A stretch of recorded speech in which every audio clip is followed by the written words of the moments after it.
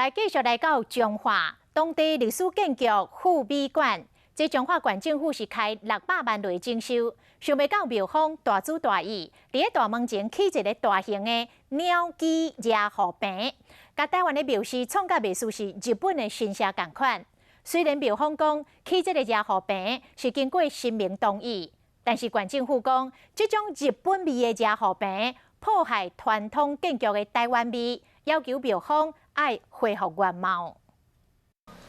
伫彰化北斗的历史建筑富美馆体现台湾庙宇的风味，但是庙方煞家己开钱伫大门前设置热护坪，互伊看起来亲像日本的新写，被县府文化局要求改善。